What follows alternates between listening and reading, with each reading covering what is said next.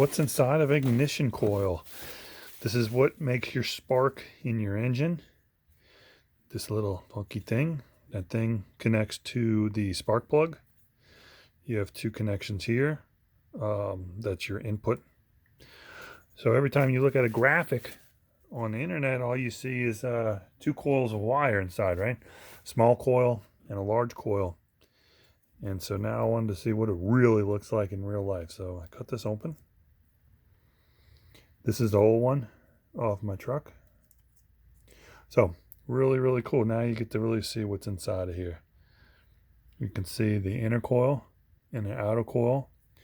And if you look closely, you can see the individual coils, wire in the primary coil, a small number of turns with high amps, and the bigger coil has lots and lots of turns of fine wire. So the input voltage comes in here at 12 volts or some low volts, and it cycles on and off, and it goes to the inner coil, and there's lots of amps, high current going through there.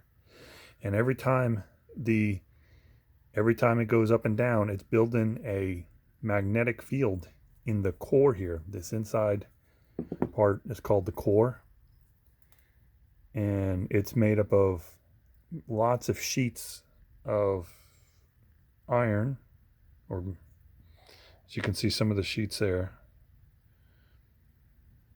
You can kind of see some of the sheets there. So it's laminated to reduce, they call eddy currents.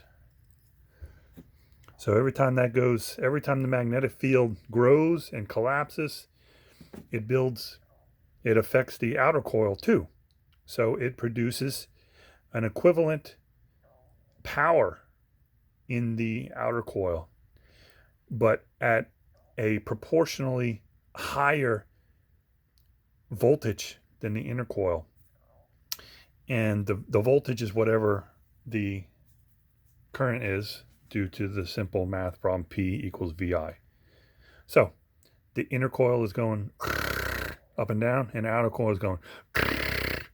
But the inner coil is at 12 volts and very high amps. The outer coil is at huge thousands of volts, but very, very low amps. And you need very, very high voltage to come down to the spark plug and make that gap across that. Very, very, very high voltage to make that arc. So cool. Thought that was pretty cool. What's inside of an ignition coil? That.